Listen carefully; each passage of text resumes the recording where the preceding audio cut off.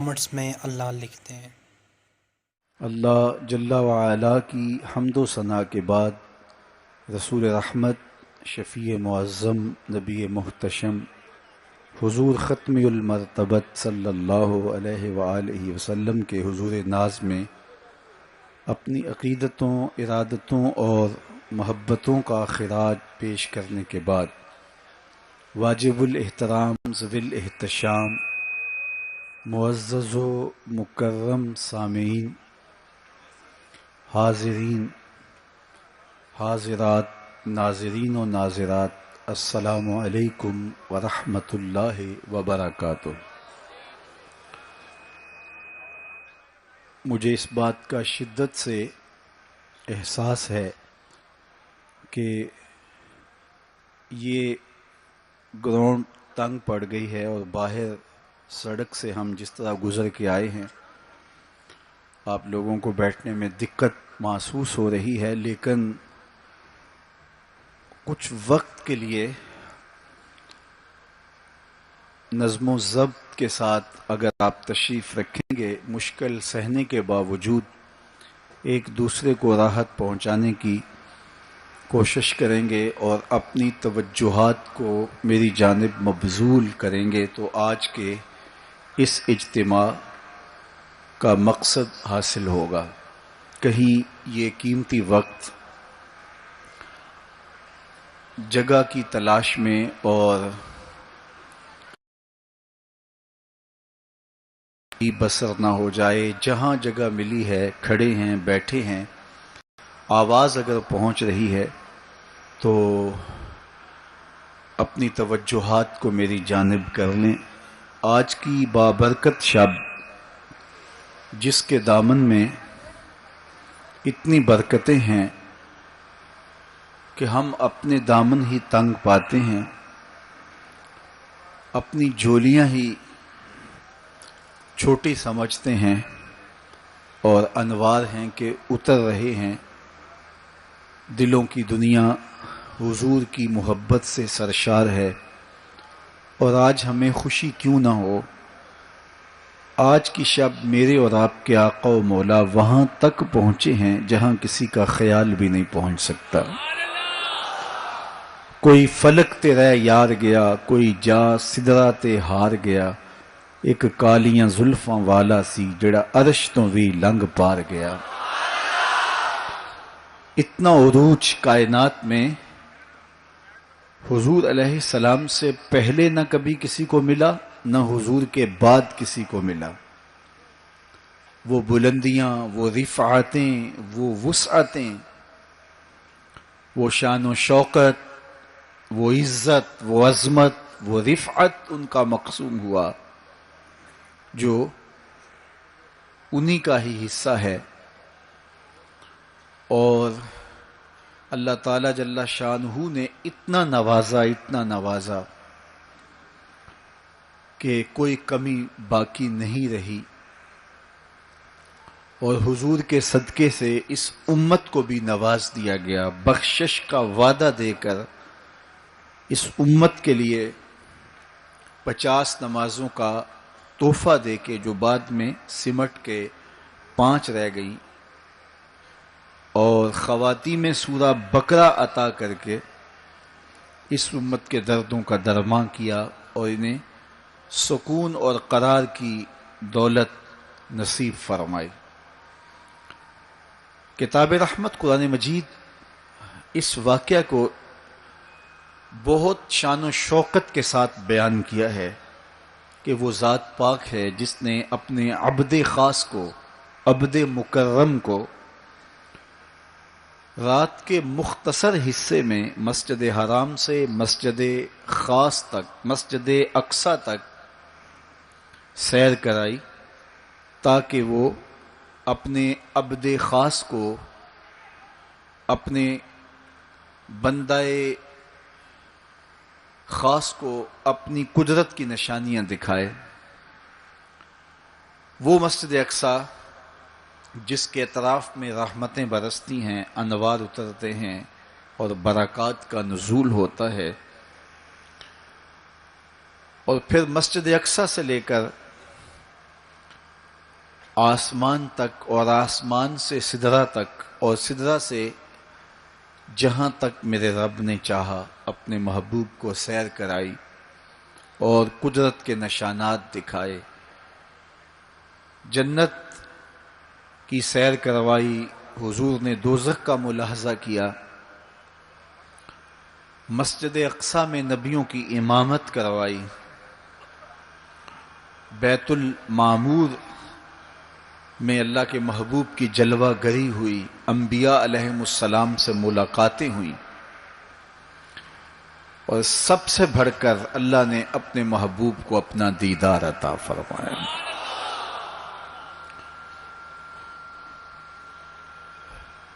اب اس سرعت کے ساتھ، جس تیزی کے ساتھ حضور علیہ السلام تشریف لے گئے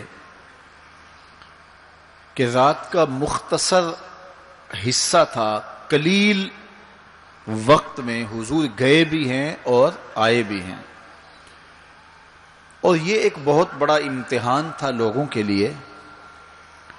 کھرے اور کھوٹے کی پہچان ہونی تھی، لوگوں کے ایمان کا امتحان تھا، اور کفار نے اس پہ بہت ساری باتیں کی، اور ان کے ماننے میں یہ بھی نہیں آتا تھا کہ مسجد حرام سے مسجد اقصی تک کیسے گئے۔ ابو جہل نے گلی گلی جا کے پروپیگنڈا کیا کہ ہمارا کون سا مسجد اقصی میں آنا جانا نہیں ہے، تو 1 مہینہ جاتے ہوئے لگتا ہے، 1 مہینہ آتے ہوئے لگتا ہے، تو چھو کے بھی آنا ہو تو 2 ماہ چاہیے، اور یہ رات کے مختصر وقفے میں وہاں سے ہو کر آنے کی بات کر رہے ہیں، تو یہ کیسے ہم تسلیم کریں، یہ باتیں کیسے مان لیں؟ تو وہ مسجد حرام سے لے کے مسجد اقصی تک حضور علیہ السلام کے جانے اور آنے کو نہیں مانتے تھے، اور ماننے والوں نے کہا سر عرش بھی گئے ہیں اور واپس آئے ہیں، ہم اسے بھی مانتے ہیں۔ ابو جہل نے گلی گلی جا کے کہا، اور اس نے یہ سمجھا کہ یہ میرے ہاتھ ایک چیز آ گئی ہے جس سے میں لوگوں کو حضور سے دور کر سکوں، اور وہ پوچھتا پھرتا تھا بتاؤ یہ بات ماننے میں آتی ہے؟ اچانک حضرت ابو بکر صدیق رضی اللہ تعالیٰ عنہ سے ملاقات ہو گئی، تو کہا ابو بکر تم ہی بتاؤ، اگر کوئی کہے کہ رات کے مختصر حصے میں گیا بھی ہوں اور پلٹ کے بھی آیا ہوں تو یہ بات ماننے میں آتی ہے؟ تو فرمایا بالکل ماننے میں نہیں آتی، چھو کے بھی آنا ہو تو 2 ماہ چاہیے۔ سمجھا لوہا گرم ہو گیا، اب چوٹ پورے ٹکانے پہ بیٹھے گی، تو کہنے لگا کہ پھر جن کا کلمہ تم پڑھتے ہو انہوں نے یہ دعویٰ کیا ہے۔ تو حضرت ابو بکر صدیق فرماتے ہیں کہ وہ اس سے بھی عجیب کرے تو میں وہ بھی ماننے کو تیار ہوں، وہ تو آسمان کی خبریں دیتے ہیں، ہم وہ بھی مانتے ہیں۔ تو محبت والوں کے لیے، ایمان والوں کے لیے تو یہ قابل تعجب نہیں ہے۔ قرآن بتاتا ہے کہ حضرت سلیمان علیہ السلام نے کہا کہ مجھے تخت بلقیس چاہیے، تو ایک جن کھڑا ہو گیا، حضرت یہ خدمت میں سر انجام دیتا ہوں، کب تک لے کر آؤ گے؟ اس نے کہا دوپہر تک لے آؤں گا، مجلس برخاست ہونے سے پہلے پہلے تخت حاضر کر دوں گا۔ اور وہ کوئی ڈبیا نہیں تھی کہ جیب میں ڈال کے لے آنی ہو، وہ تخت اتنا بڑا تھا کہ 60 ہاتھ چوڑا تھا، 80 ہاتھ لمبا تھا اور کئی ہاتھ موٹا تھا، 7 کوٹڑیوں میں مکفل تھا، پہرے دار کھڑے تھے، 1 مہینے کی مسافت پہ تھا۔ اس کو جیب میں بھی ڈال کے لانا ہو تو پھر بھی 2 ماہ چاہیے، لیکن وہ اتنا بڑا تخت، اس کو وہاں سے لانا کوئی تماشائے لبے بام تو نہیں تھا۔ لیکن جن نے کہا حضرت میں مجلس برخاست ہونے سے پہلے پہلے وہ تخت حاضر کر دیتا ہوں۔ قرآن نے ساری تفصیل سورہ النمل میں بیان کی۔ اب کتنی بڑی پیشکش تھی، لیکن حضرت سلیمان نے کہا نہیں، مجھے اس سے بھی پہلے چاہیے۔ پھر وہ اٹھا جس کے سینے میں کتاب اللہ کا علم تھا، قال الذی عنده علم من الکتاب، مفسرین نے ان کا نام آصب بن برخیہ بتایا ہے، جو حضرت سلیمان کا صحابی تھا۔ اس نے کہا حضرت میں یہ سعادت اپنے ذمے لینا چاہتا ہوں، آپ کو اگر جلدی چاہیے تو میں لے آتا ہوں۔ تو آپ نے فرمایا وہ تو دوپہر تک کا ٹائم دے رہا، بتاؤ تم کب لاؤ گے؟ تو وہ شخص جو زبور کا عالم تھا اور حضرت سلیمان علیہ السلام کا صحابی تھا، وہ بولا انا آتی کا بہی قبل ان یرتد الیک طرفک، حضور آپ آنکھ بعد میں جھپکیں گے، تخت پہلے حاضر ہوگا۔ اور حضرت سلیمان نے ابھی آنکھ جھپکی نہیں تھی، تخت سامنے پڑا ہوا تھا۔ بے ساختہ پکارا ھذا من فضل ربی، یہ میرے رب کا فضل ہے کہ جس نے میرے ماننے والے کو یہ روحانی طاقت اور توانائی نصیب کر دی۔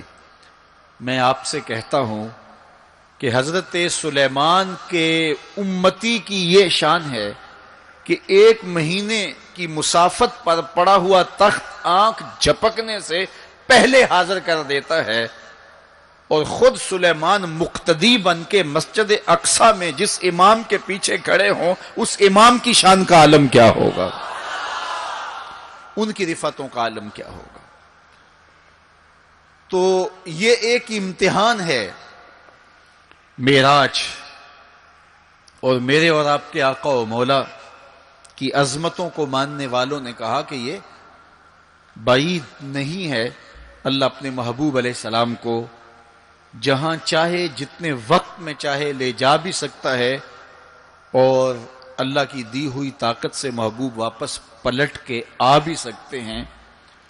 لوگوں نے یہ کہا کہ جسم اتنی سرعت کے ساتھ اگر محو سفر ہو تو تحلیل ہو جائے، تو میاں تخت سلیمان تحلیل نہیں ہوا، اور یہ حضرت سلیمان کے مقتدی کی تخت بلقیس جو ہے وہ تحلیل نہیں ہوا، اور یہ حضرت سلیمان کے مقتدی کی روحانی قوتوں کا کرشمہ ہے۔ تو جب ان کے مقتدی کی قوتوں کا یہ کرشمہ ہے تو ان کے امام کی طاقتوں کا عالم کیا ہوگا اور رفعتوں کا عالم کیا ہوگا۔ باقی یہ دعویٰ میرے رب کا ہے، سبحان الذی اسریٰ بعبدہ، وہ ذات پاک ہے جس نے اپنے عبد خاص کو سیر کرائی۔ اور پھر دنیا ورطہ حیرت میں ہے کہ اتنے مختصر حصے میں، اتنے قلیل وقت میں کیسے گئے اور کیسے پلٹ کے آئے۔ اور میرے رب نے کہا کہ سن لو، یہ میرے محبوب کا سفر نہیں ہے، یہ میرے محبوب کی سیر ہے۔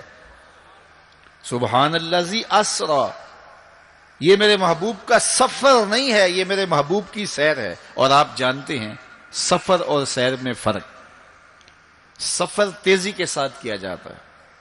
میں اب جو فاصلہ طے کر کے آیا ہوں، تو اگر میں سیر کی غرض سے یہاں آتا تو مجھے 2 گھنٹے لگتے، اور اگر میں گاڑی پہ بھی آتا تو پھر بھی مجھے کم از کم پونا گھنٹہ چاہیے تھا، لیکن میں 15-20 منٹ میں یہاں پہنچنے کی کوشش کی ہے، کیونکہ میری نگاہ میں ایک ہدف تھا کہ میں نے دیے گئے وقت کے مطابق یہاں پہنچنا ہے۔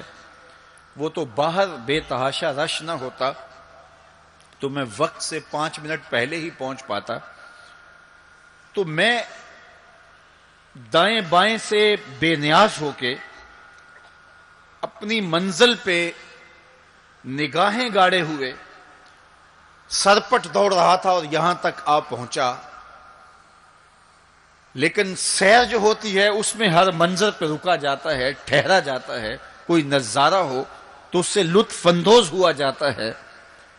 اب اتنی سرعت کے ساتھ گئے اور واپس پلٹ کے آئے، میرا رب کہتا ہے یہ میرے محبوب کا سفر نہیں تھا، یہ میرے محبوب کی سیر تھی۔ کیا سمجھو گے میرے محبوب کو؟ جس کی سیر تمہاری سمجھ میں نہیں آتی، اگر وہ سفر کرے تو پھر کیسے سمجھو گے؟ یہ تو ابھی سیر ہے اور تم ورطہ حیرت میں ہو، کیسے گئے کیسے آئے۔ عقل والے کہتے ہیں کہ زمین، سطح زمین سے لے کر 44 میل تک ہوا ہے، اس کے بعد کرۂ خلا ہے، پھر کرۂ زمہریر ہے، پھر کرۂ نار ہے۔ پھر آسمان میں خرق و التیام ممکن نہیں، جسم کا صعود ممکن نہیں ہے، آسمان میں دروازے نہیں ہیں، آسمان ٹوٹ نہیں سکتا، پھٹ نہیں سکتا، تو کیسے کوئی آسمان سے گزر سکتا ہے؟ تو کیسے چلے گئے؟ ہم کہتے ہیں کہ حضرت آدم ماں حضرت حوا کے کیسے آئے؟ یہ رکاوٹیں ان کے راستے میں بھی تو تھیں۔ حضرت عیسیٰ علیہ السلام کے بارے میں ہمارا عقیدہ ہے کہ وہ پھانسی نہیں دیے گئے، سولی نہیں چڑھائے گئے، بلکہ اللہ نے ان کو آسمان پہ اٹھا لیا۔ تو یہ رکاوٹیں تو ان کے راستے میں بھی آئی ہوں گی، تو وہ کیسے چلے گئے؟ جب حضرت عیسیٰ جا سکتے ہیں، حضرت آدم آ سکتے ہیں، تو میرا نبی جا بھی سکتا ہے، میرا نبی آ بھی سکتا ہے۔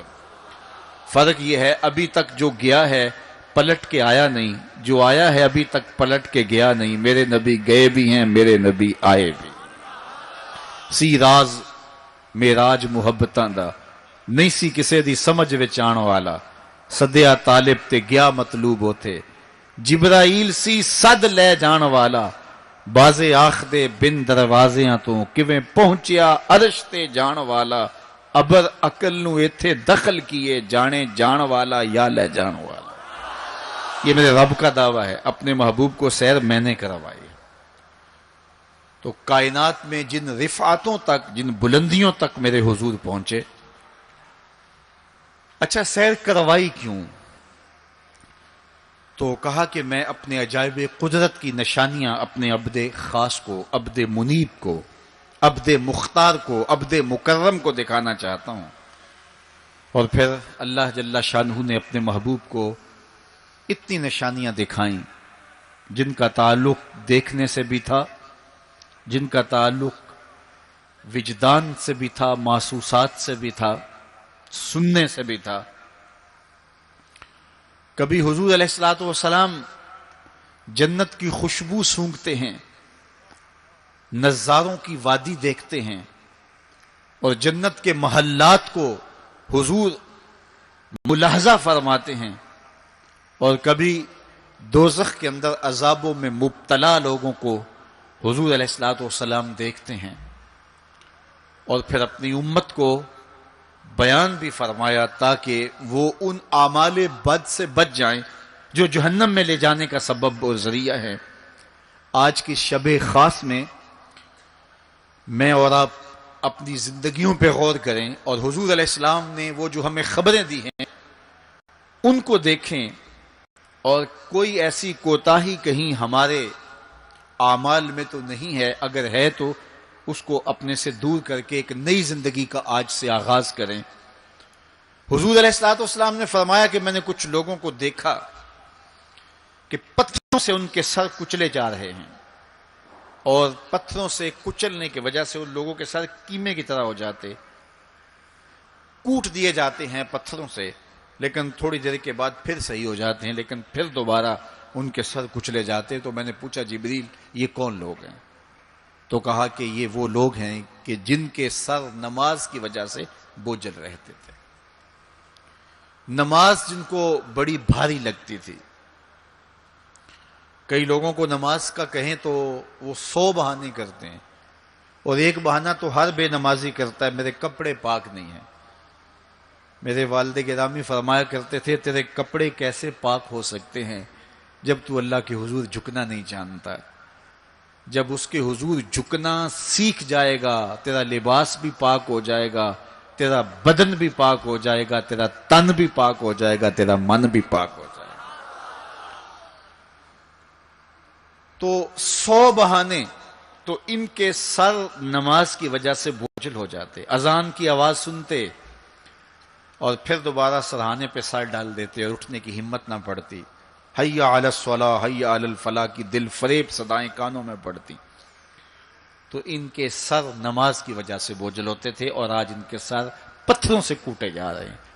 اس پورے اجتماع میں جو اس گراؤنڈ کے کناروں تک ہے اور باہر گلی میں بھی اس لاؤڈ سپیکر کے ذریعے سے بازار میں بھی سڑک پر بھی آوازیں پہنچ رہی ہوں گی، تو آپ سب اور میں غور کریں کہ ہماری زندگی میں کہیں نماز سے کوتاہی تو نہیں ہے، اور یہ بھی سن لیجئے کہ یہ معراج کا تحفہ خاص ہے جو حضور لے کر آئے ہیں۔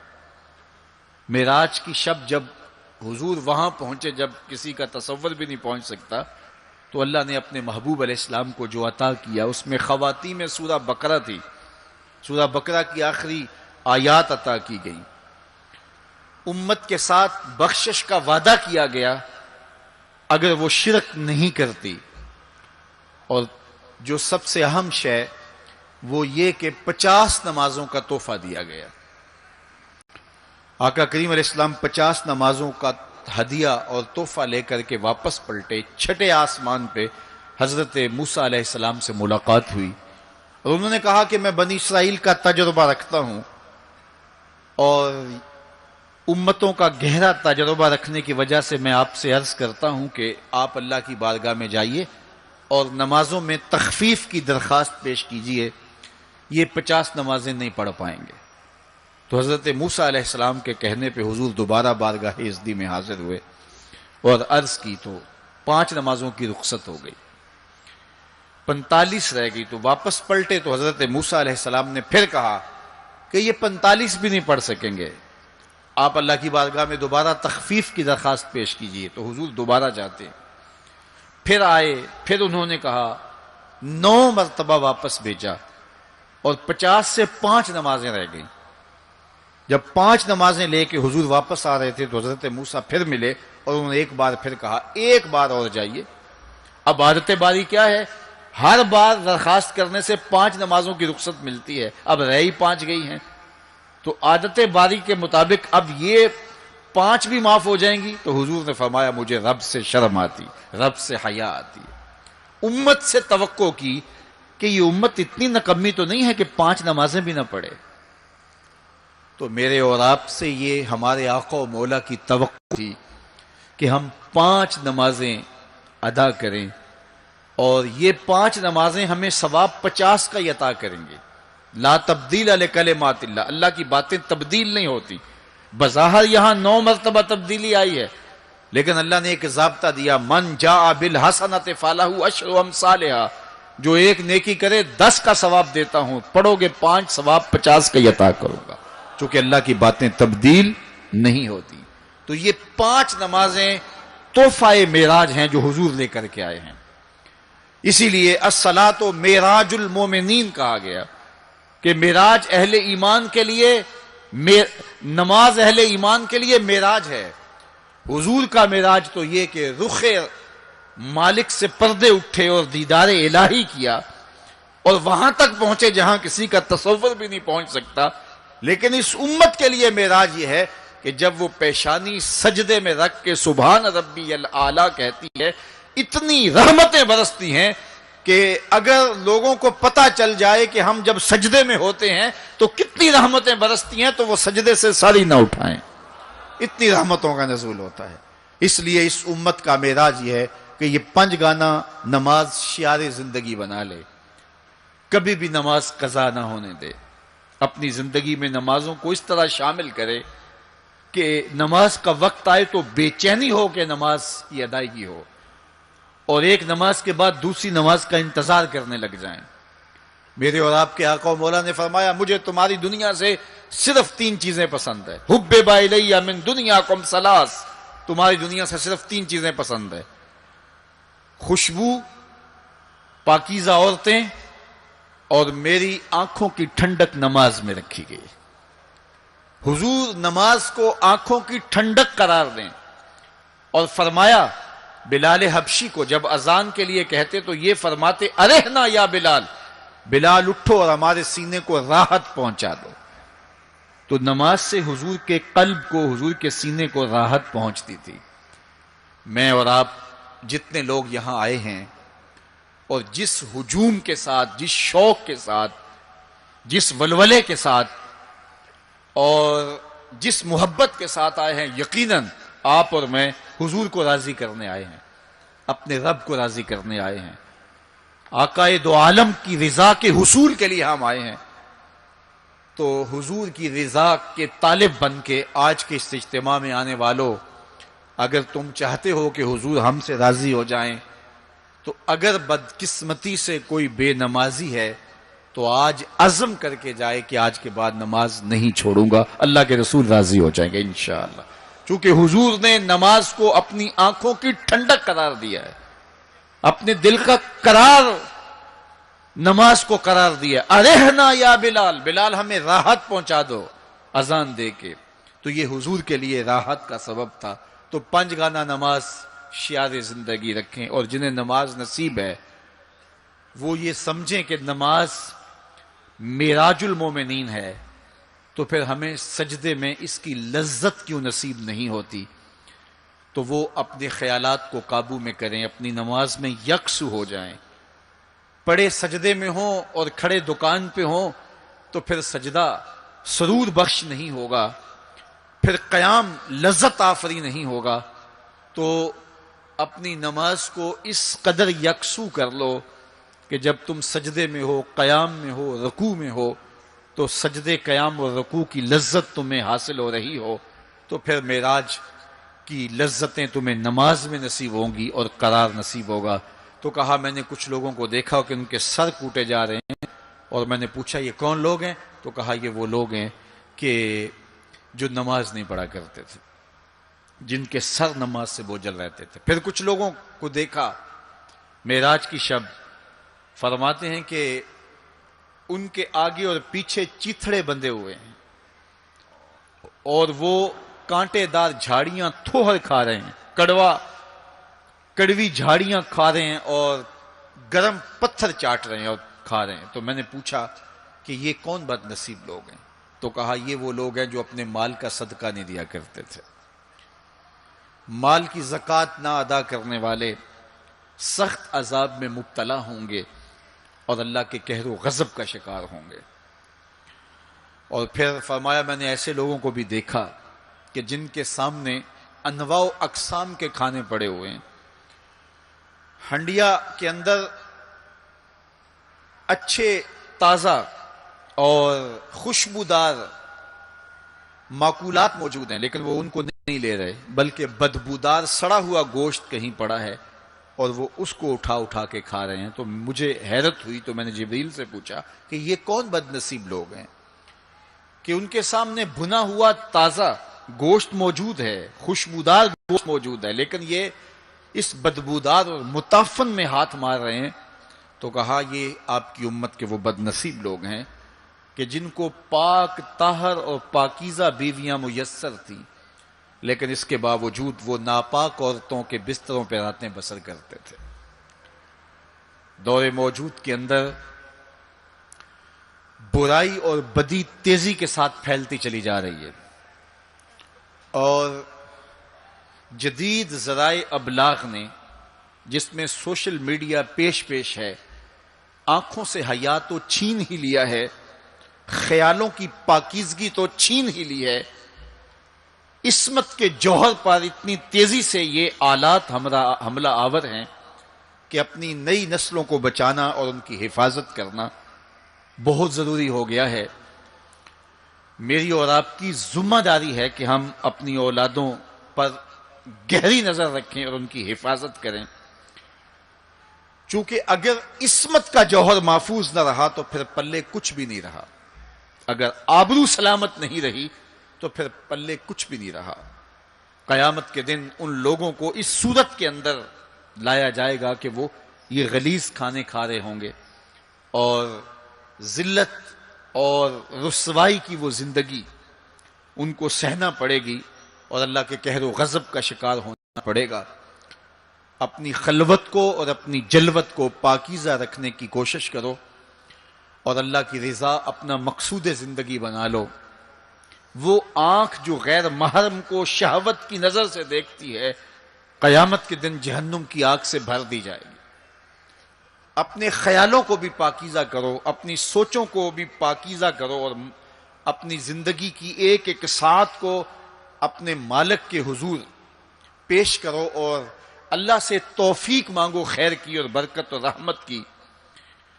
جب انسان کی نگاہ پاک نہیں رہتی تو خیال پراگندہ ہوتے ہیں، خیالات کی ناپاکیزگی اس کی عصمت کے جوہر پہ حملہ آور ہوتی ہے، اور شیطان کے لیے یہ بڑی خوشی کی بات ہے کہ کوئی نوجوان اپنی عصمت اور اپنی آبرو کو داؤ پہ لگا دے۔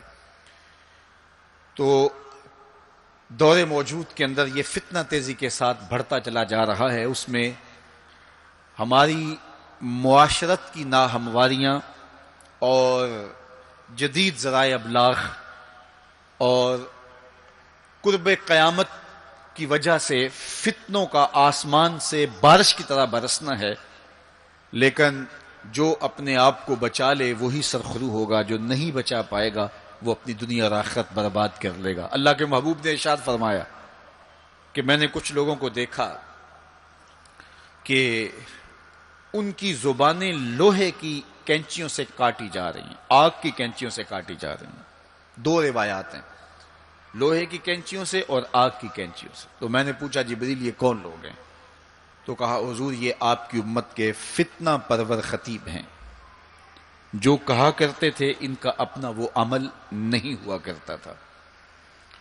لوگوں کے اندر فتنہ اور فساد بپا کرنے والے لوگ، جن کی زبان کی تلخیاں معاشروں کے اندر تفریق پیدا کرتی ہیں، بھائی بھائی سے لڑ پڑتا ہے، میاں بیوی کے درمیان تفریق پیدا کر دیتے ہیں، نفرت کی چنگاریاں ان کی زبان اگلتی ہے، اور ان کے لہجے لوگوں کے اندر تفریق، تشدد، افتراق اور فرقہ بندیاں پیدا کرتے ہیں۔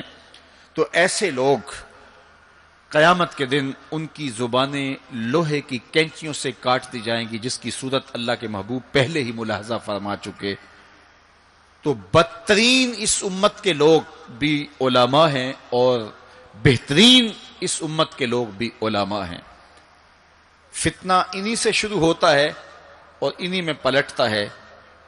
ان کے پاس بیٹھنے سے خیر ملتی ہے اگر وہ خیر کی راہوں کے مسافر ہوں، اور اگر یہ طبقہ خراب ہو جائے اور شر پہ اتر آ جائے، شر پہ اتر آئے تو پھر سب سے زیادہ شر بھی انہی کے دامن سے پھوٹتی ہے۔ ان کی زبان جب زہر اگلنے لگے اور ان کے لفظ شعلے بن جائیں تو معاشرے بسم ہو کے رہ جاتے ہیں اور معاشرے جل کے خاشاک ہو جاتے ہیں۔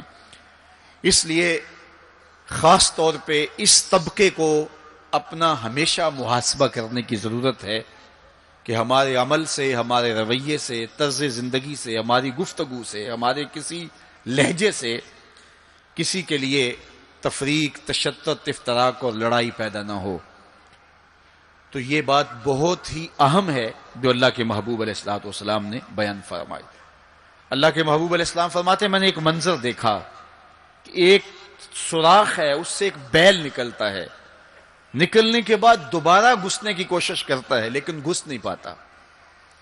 تو میں نے جبریل سے پوچھا کہ یہ کیا ماجرا ہے؟ تو جبریل نے کہا کہ حضور یہ ان لوگوں کی مثال بیان کی ہے جو زبان سے بڑا بول نکال دیتے ہیں اور پھر دوبارہ اس کو لینا چاہتے ہیں تو پھر وہ واپسی نہیں ہو سکتی۔ بعض اوقات آپ کوئی ایسی بات کر دیتے ہیں جس سے فتنہ پھیلنا شروع ہو جاتا ہے، جس سے شر پھیلنا شروع ہو جاتی ہے، جس سے معاشرے کے اندر تشدد اور افتراق پیدا ہونا شروع ہو جاتا ہے، جس سے لوگ آپس میں الجھ پڑتے ہیں۔ تو آپ آرام سے زبان سے کوئی جملہ نکال دیتے ہیں لیکن بعد میں اس کو واپس لینا چاہیں لیکن وہ شر پھیل چکی ہوتی ہے۔ تو اسی لیے ہمارے بزرگوں نے ہمیں یہ کہا ہے کہ بولنے سے پہلے 100 مرتبہ بات کو تول لو، غور کر لو، فکر کر لو۔ کمان سے تیر نہ نکلا ہو، آپ کے پاس اختیار ہوتا ہے کہ جب چاہو اس کو پھینک لو، لیکن جب آپ کمان سے تیر چھوڑ چکے ہوں تو پھر آپ کا اختیار ختم ہو جاتا ہے۔ پھر وہ زخمی کرے، کسی کی موت کا سبب بنے یا وہ تیر ضائع چلا جائے، پھر تمہارا اختیار نہیں ہوتا۔ تو بولنے سے قبل ضرور سوچو کہ میری زبان سے نکلا ہوا کوئی جملہ اس معاشرے پر کیا اثر پیدا کرے گا، اور جب زبان سے جملہ نکل گیا تو پھر آپ کے اختیار میں نہیں ہے۔ تو یہ بہت ضروری ہے۔ اس وقت ہر بندہ جو زبان میں آئے بول دیتا ہے، ہر بندے کو اس وقت بولنے کی جو لت ہے، اور آج کل تو وہ سوشل میڈیا کے اوپر جو من میں آیا تنہائی میں وہ لکھ دیا اور لکھ کے معاشرے کے اندر لوگوں کے اندر وہ چیز وائرل کر دی، جس طرح کی تصویر چاہا ڈال دی، لیکن پھر بعد میں وہ آپ کے اختیار میں چیز نہیں رہتی ہے۔ بلکہ اب تو اتنے بخسیس اور اتنے نیچ فطرت کے لوگ بھی سوشل میڈیا پہ بیٹھے ہوئے ہیں. کسی زمانے کے اندر جو گندے مزاج کے لوگ ہوتے تھے وہ واش روم کے اندر بیٹھ کر کے چھپ کے اپنے خب سے باطن کا اظہار کرتے تھے اور واش روم کی دیواروں کے اوپر جو ان کے من میں غلاظت ہوتی وہ لکھ دیا کرتے تھے. پبلک واش رومز کے اندر ایسے مناظر آپ نے بھی دیکھے ہوں گے کہ انسانیت کا سر شرم سے جھک جاتا ہے. ایسے چھوٹی سوچ کے لوگ وہاں بیٹھ کر کے جو ہے وہ لکھ دیا کرتے تھے. اب وہی لوگ، ان کو ایک سوشل میڈیا کا پلیٹ فارم مل گیا ہے اور وہ یہاں اپنے بند کمرے میں جو چاہیں لکھ کے اس کے اوپر ڈال دیں، اور اس کی شر اور اس کا فساد اور اس کی غلاظت، اس کی گندگی کے چھینٹے کہاں کہاں تک پہنچتے ہیں ان کو اس سے غرض نہیں ہوتی. تو ایک ایک حرف جو زبان سے نکلتا ہے، تمہارے قلم سے نکلا ہوا ایک ایک جملہ، اس کا حساب ہونا ہے قیامت کے دن. ایک ایک چیز کے بارے میں پوچھا جائے گا. اور آج اگر تم سوشل میڈیا پہ کوئی بات چھوڑتے ہو یا کسی مجمع عام کے اندر کوئی بات کرتے ہو یا تنہائی کے اندر کوئی بات کرتے ہو اور پھر اس کی شر پھیلتی ہے، تو وہ شر تو پھر سفر کرتی رہے گی. تم اب وہ جملے کہنے چھوڑ بھی دو، تم اپنا وہ اکاؤنٹ بند بھی کر دو، لیکن وہ شر، وہ غلاظت، وہ گندگی، وہ چھینٹے جو اڑے تھے وہ آگے بڑھتے رہیں گے اور اس کا گناہ تمہارے نامہ اعمال میں، تمہارے کھاتے میں درج ہوتا رہے گا. حتیٰ کہ تم مر بھی گئے تو پھر بھی تمہارے نامہ اعمال کے اندر وہ سب کچھ اترتا رہے گا. اس لیے اپنے آپ کو محتاط کرنے کی ضرورت ہے اور اپنے ایک ایک لمحے کو محفوظ کرنے کی ضرورت ہے. اپنے وقت کو قیمتی جانو. اپنی زبان کو کھولنے سے قبل 100 بار سوچو کہ جو میں لفظ کہہ رہا ہوں وہ کیا مجھے کہنا چاہیے یا نہیں. میرے اور آپ کے آقا و مولا نے فرمایا جو اللہ اور پچھلے دن پر ایمان رکھتا ہے وہ خیر کی بات کہے ورنہ چپ رہے. اس کا چپ رہنا اس کے لیے بہتر ہے، اور اگر وہ کہنا چاہتا ہے تو وہ خیر کی بات کہے. تو فرمایا میں نے وہاں بیل نکلتے ہوئے دیکھا اور پھر دوبارہ گھسنا چاہتا ہے تو گھس نہیں پاتا. تو کہا جبریل نے کہ یہ وہ بول ہے جو زبان سے نکالا جا چکا ہے، اب دوبارہ زبان میں اس کو داخل نہیں کیا جا سکتا. اور مختلف صورتیں حضور نے دیکھی. لوگوں کو عذابوں کے اندر مبتلا دیکھا، لوگوں کو تکلیفوں کے اندر مبتلا دیکھا، کسی کو خون کی نہر کے اندر غوطے کھاتے دیکھا، کسی کے پیٹ کے اندر سانپ دیکھے. اور جبریل سے پوچھا تو جبریل نے عرض کی یا رسول اللہ یہ سود خور ہے، یا رسول اللہ یہ حرام کھانے والا ہے، یہ فلاں جرم کا مرتکب شخص ہے. تو وہ صورتیں حضور علیہ السلام کو دکھائی گئی اور وہ مناظر حضور کو دکھائے گئے. اور دوسری جانب جنت میں حضور نے ان خوش نصیب لوگوں کو بھی دیکھا کہ جن کی نیکیوں کی وجہ سے وہ اللہ کی رحمتوں کے حصار میں ہیں. ایک شخص کو دیکھا جو نور عرش میں ڈوبا ہوا ہے اور وہ نور ہی نور میں ہے. اللہ اکبر. تو جبریل سے حضور نے پوچھا یہ کون شخص ہے؟ تو جبریل امین نے اس کی 3 خوبیاں بیان کی. ان میں سے ایک خوبی یہ تھی کہ وہ اپنے والدین کا فرما بردار ہے. حضور علیہ الصلوۃ والسلام نے معراج کی شب بہت نظارے دیکھے، جنت دوزخ کو مشاہدہ کیا. حضور نے انبیاء علیہ السلام سے ملاقاتیں کی. پہلے آسمان پہ حضور علیہ الصلوۃ والسلام نے حضرت آدم علیہ السلام کو دیکھا. دوسرے آسمان پہ دیگر حتیٰ کہ 7ویں آسمان تک مختلف نبیوں کو دیکھا. اور پھر اس کے بعد حضور علیہ الصلوۃ والسلام 7 آسمانوں سے گزرتے ہوئے جب سدرۃ المنتہا پہ پہنچے تو جبریل امین نے کہا کہ حضور اب اس سے آگے میں نہیں جا سکتا. اللہ اکبر. پھر سبز نوری تخت آیا جس پہ حضور جلوہ فراز ہوئے. رف رف نامی اس تخت پہ حضور بیٹھے. پھر حضور وہاں تک پہنچے جہاں کسی کا خیال بھی نہیں پہنچ سکتا. خرد سے کہہ دو کہ سر جھکا لے، گماں سے گزرے گزرنے والے، یہاں خود پڑے ہیں جہت کو لالے.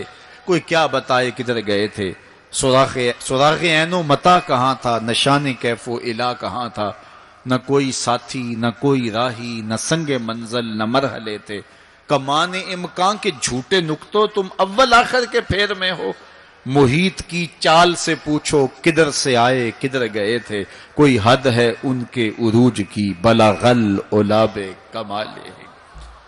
حضور علیہ الصلوۃ والسلام فرماتے رأیت ربی فی احسن صورہ، اللہ اکبر. سب سے بڑی دولت جو حضور نے ملاحظہ کی، سب سے بڑا نور جو حضور نے دیکھا، سب سے بڑی قدرت کی نشانی جو حضور نے دیکھی، وہ یہ تھا کہ حضور نے سر کی آنکھوں سے اپنے رب کا دیدار کیا. نور ہی نور، اجالے ہی اجالے، روشنیاں ہی روشنیاں. اللہ اکبر. خود بلایا محبوب کو اور اپنا جلوہ دکھایا. ایک کوہ طور پہ خود چل کے جاتے ہیں. رب آرنی انظر الیک، مالک میں تجھے دیکھنا چاہتا ہوں. تو جواب کیا ملتا ہے؟ لن ترانی، اے موسیٰ تم مجھے نہیں دیکھ سکتے. اور ایک ام ہانی کے گھر لیٹے ہیں اور چادر اوڑھ کے استراحت کر رہے ہیں. جبریل جا کے حاضر ہو کے عرض گزار ہوتے ہیں، ان اللہ حشتاک الی لقائک یا رسول اللہ. محبوب آپ لیٹے ہو، آپ کا رب آپ کا دیدار کرنا چاہ رہا ہے. تبارک اللہ، شان تیری، تجھی کو زیبا ہے بے نیازی. کہیں پہ وہ جوش لن ترانی، کہیں تقاضے وصال کے تھے. ایک کوہ طور پہ خود چل کے جاتا ہے اور دیدار کی طلب کرتا ہے. مالک میں تجھے دیکھنا چاہتا ہوں. جواب کیا ملتا ہے؟ لن ترانی، اے موسیٰ تم نہیں دیکھ سکتے. پہم اسرار ہوتا ہے بار بار، یا اللہ میں تجھے دیکھنا چاہتا ہوں. علماء نے لکھا جب یہ کہہ دیا گیا تم نہیں دیکھ سکتے تو پھر تقاضا کیوں تھا؟ کہا اس لیے کہ رب کا کلام سنا تھا، اس لیے تڑپ تھی. جس کے کلام میں اتنا لطف ہے، دیدار کا مزہ کیا ہوگا. تو کہا تھا مالک میں تجھے دیکھنا چاہتا ہوں. اچھا اگر مجھے دیکھنا چاہتے انظر الی الجبل، اس پہاڑ کو دیکھو. اگر یہ اپنی جگہ پہ کھڑا رہا تو تم مجھے دیکھ لو گے. اللہ نے اپنی رویت کو استقرار جبل کے ساتھ معلق کر دیا. علامہ سعد الدین تفتازانی علیہ رحمہ نے شرح قائد نصفیہ میں اس پہ گفتگو کی ہے کہ ممکن کے ساتھ معلق بھی ممکن ہوتا ہے. گویا اللہ کا دیدار ممکن ہے تو اللہ تعالیٰ جل شانہ نے کہا کہ اس پہاڑ کو دیکھو، یہ اگر اپنی جگہ ٹھہرا رہا تو تم مجھے دیکھ لو گے. یہ الگ بات ہے کہ وہ پہاڑ ٹھہر نہ سکا، اللہ کے جلووں کی تاب نہ لا سکا. اللہ تعالیٰ نے اس پہاڑ پہ جب اپنی تجلی کا نزول کیا، اور وہ بھی تجلی ذاتی نہیں تھی، تجلی صفاتی، اور اس کا بھی عکس پرتو ظل اور سایہ اس پہاڑ پہ ڈالا، اور پہاڑ اس جلوے کی تاب نہیں لا سکا. طور جلنے لگا. خرہ موسیٰ سائے کا قرآن بتاتا ہے. حضرت موسیٰ علیہ السلام بھی بے ہوشی کی کیفیت میں زمین پر تشریف فرما ہو گئے. اللہ اکبر. اس کے بعد جب ہوش میں آئے تو حضرت موسیٰ اللہ کی بارگاہ میں عرض گزار ہے، مالک میں تیرے حضور توبہ کرتا ہوں، میں نے تقاضا ہی کیوں کیا. اللہ اکبر. جلووں کی تاب نہیں لا سکے، اور وہ تجلی ذاتی بھی نہیں تھی، تجلی صفاتی تھی، اور وہ بھی تجلی صفاتی کا عکس تھا، سایہ تھا، اور وہ بھی پہاڑ پہ پڑا. پہاڑ سے منعکس ہو کے حضرت موسیٰ علیہ السلام پہ آیا، لیکن تاب نہیں لا سکے. لیکن اللہ کے دیدار کا سرما تو آنکھوں میں لگ گیا تھا، ایک جھلک تو پڑی تھی. امام حلبی نے لکھا ہے کہ اس کے بعد حضرت موسیٰ کی نگاہوں کا عالم یہ تھا کہ کالی رات کے اندھیرے میں کالے پتھر پر کالے رنگ کی چیونٹی کو 9 فراسخ دور سے، ایک فرسخ 3 میل کا ہوتا ہے، 27 میل دور سے، تقریباً 50 کلومیٹر دور سے کالے رنگ کی چیونٹی کو کالے پتھر پر کالی رات کے اندھیرے میں چلتا ہوا دیکھ بھی لیتے تھے، اس کے قدموں کی آہٹ کو سن بھی لیتے تھے. یہ اللہ کا کلام سننے کی وجہ سے کانوں میں یہ سماعت آ گئی، اور اللہ کا دیدار کرنے کی وجہ سے آنکھوں میں یہ توانائی آ گئی کہ 50 کلومیٹر دور کالی رات کے اندھیرے میں شب دیجور کی ظلمتوں میں کالے رنگ کی چیونٹی کو چلتا ہوا دیکھتے بھی، اس کے قدموں کی سرسراہٹ کو سنتے بھی. یہ اس کی نظر کا کمال ہے جس نے تجلی صفاتی کا پرتو پہاڑ پہ پڑتے ہوئے دیکھا اور تاب نہ لا سکا، اور جو ذاتی تجلیوں میں گم رہا اور آنکھ بھی نہیں جھپکتا، اس محمد عربی کی نگاہوں کا عالم کیا ہوگا، ان کی نظروں کا عالم کیا ہوگا. اسی لیے فرمایا انی ارا ما لا ترون واسمع ما لا تسمعون. جو میں دیکھتا ہوں وہ تم نہیں دیکھتے، جو میں سنتا ہوں وہ تم نہیں سنتے. تو تجلی صفاتی کا پرتو پڑا ہو تو نظر اتنی تیز ہو جائے، اور تجلی ذاتی کا عکس جس نے دیکھا، تجلی ذاتی کے جلووں میں جو گم رہا ہو، تو اس کی نگاہوں کا عالم کیا ہے. اللہ اکبر. یہاں تو خرہ موسیٰ سائقہ ہے، وہاں کیا ہے؟ ما زاغ البصر وما طغى. آنکھ نہ ہی تو چندھیائی اور نہ حد ادب سے متجاوز ہوئی۔ کیسی آنکھ ہے، جب جلوائے محبوب دیکھا تو آنکھ چندھیائی بھی نہیں۔ آپ سورج کو دیکھیں اور وہ دوپہر پر ہو اور جو ہے وہ پورے جلال پر ہو تو آپ کی آنکھیں چندھیا جاتی ہیں، آپ دیکھ نہیں پاتے، آنکھوں میں پانی اتر آتا ہے۔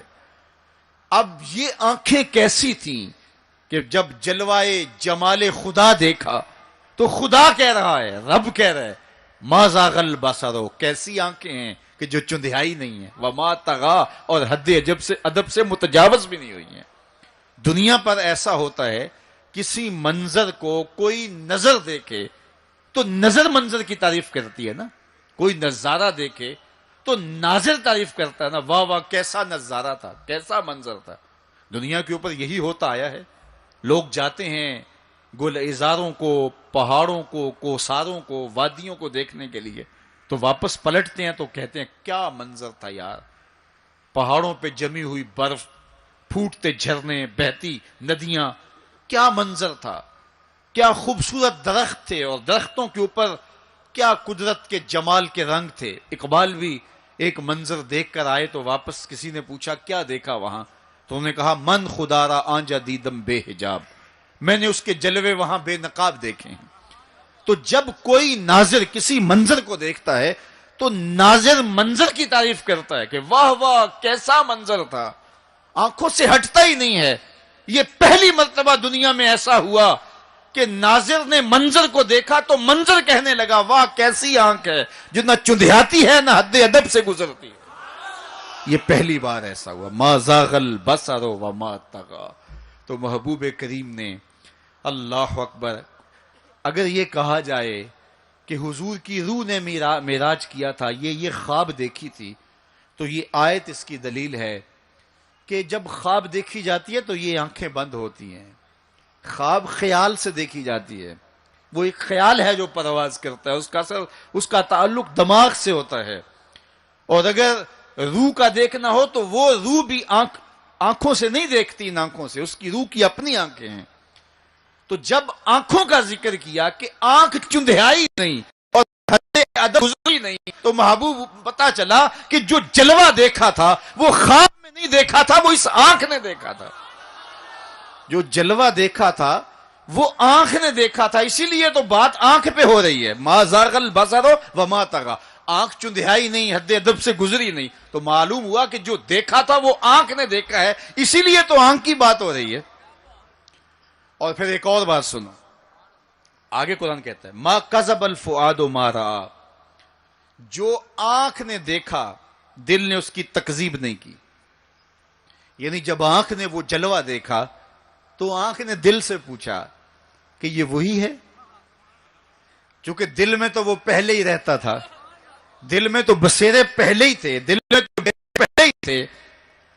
دیکھو کسی نے کسی کو نہ دیکھا ہو اور وہ کسی کے ساتھ اس کو دیکھنے جائے، تو جس کے ساتھ وہ دیکھنے گیا اس نے دیکھا ہو تو اس کو لگے کہ یہ وہی ہے، تو وہ اس سے پوچھتا ہے جناب یہ وہی ہے، تو اس نے دیکھا ہو تو وہ تصدیق کر لیتا، اور اگر اس نے بھی نہ دیکھا ہو تو پھر اسے کوئی پوچھتا بھی نہیں، چونکہ ہم بھئی ایک جیسے ہیں، تم نے بھی نہیں دیکھا میں نے بھی نہیں دیکھا۔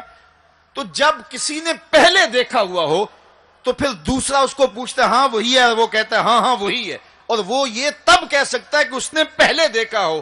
جب جمال الہی کو نگاہ مصطفیٰ نے دیکھا تو نگاہ نے دل سے پوچھا یہ وہی ہے، یہ وہی ہے جو دل میں درد بن کے رہتا ہے، یہ وہی ہے۔ ما کذب الفؤاد ما رأى، قرآن بتاتا ہے پھر جب آنکھ نے پوچھا نا دل سے تو دل نے تکذیب نہیں کی، دل نے کہا ہاں یہ وہی ہے۔ اب یہاں ایک جملہ کہتا ہوں اور میری تقریر یہاں اختتام کو بھی پہنچ جائے گی، تو یہ آپ کے لیے کافی قوی غذا ہوگی اور روح کو سرشار رکھے گی، اور وہ یہ کہ جو دل میں رہتا ہو وہ آنکھوں کے سامنے آئے، اسے تو معراج کہتے ہیں۔ جو دل میں بستا ہو وہ آنکھوں کے سامنے آ جائے، اسے ہی تو معراج کہتے ہیں۔ اس لیے دل نے تو پہلے ہی دیکھا تھا، دل میں تو وہ پہلے ہی رہتا تھا، آج شب جو ہے وہ آنکھ نے دیکھا تو آنکھ جو ہے وہ تڑپ کے دل سے پوچھتی ہے وہی ہے۔ اللہ اکبر، تو پھر آنکھ نے جب پوچھا تو دل نے ما کذب الفؤاد، دل نے تکذیب نہیں کی بلکہ دل نے تصدیق کی۔ اللہ اکبر۔ آپ قرآن سے پوچھئے، قرآن کہتا ہے افتمارونہ علی ما یری، تم بحث کر رہے ہو، لڑ رہے ہو، الجھ رہے ہو آپس میں اس پر کہ جو اس نے دیکھا، تم دیکھنے پہ الجھ رہے ہو۔ وَلَقَدْ رَآهُ نَزْلَةً أُخْرَى، جو پھر اس نے 2 بار دیکھا۔ تم ایک بار کی بات کر رہے ہو، اس نے 2 بار دیکھا۔ اللہ اکبر۔ ما کذب الفؤاد ما رأى۔ آنکھ کیسی ہے؟ حد ادب سے آگے نہیں گزرتی، چندیاتی بھی نہیں ہے، بات ساری آنکھ کی ہو رہی ہے، تو پھر بات خواب کی کہاں آ گئی؟ آنکھ کی بات ہو رہی ہے، آنکھ ہی دل سے پوچھ رہی ہے، تو بار بار آنکھ کی بات ہو رہی ہے۔ آنکھ نے دیکھا، آنکھ نے دیکھا۔ اچھا صرف دیکھا ہی کوئی بات نہیں ہوئی؟ اللہ اکبر۔ صرف دیکھا ہی کوئی بات نہیں ہوئی؟ قرآن سے پوچھتے ہیں، سورہ نجم اٹھاتے ہیں، فَأَوْحَى إِلَىٰ عَبْدِهِ مَا أَوْحَىٰ، کہاں باتیں بھی ہوئی تھیں۔ اللہ اکبر۔ اب ساری توجہ ادھر ہوگی، کیا بات ہوئی؟ اعلامیہ کیا جاری ہوا؟ یہ مرکزی نقطہ ہے نا، ملاقات ہوئی ہے، اب کان کھڑے ہو گئے، پھر کوئی بات بھی ہوئی، جواب آیا ہاں ہوئی۔ فَأَوْحَىٰ، ہاں بات ہوئی۔ فَأَوْحَىٰ إِلَىٰ عَبْدِهِ، اس نے اپنے بندے سے کوئی بات کی۔ اب سماعتیں رک گئیں، سانسیں بھی رک گئیں۔ اب سنیں تو صحیح کیا بات ہوئی، اب سنو کیا بات ہوئی۔ اور اس بات پہ بات ہی ختم ہے۔ کیا لفظ ہیں اور کیا قرآن کا اسلوب ہے۔ قرآن تو واقعی اللہ کا کلام ہے۔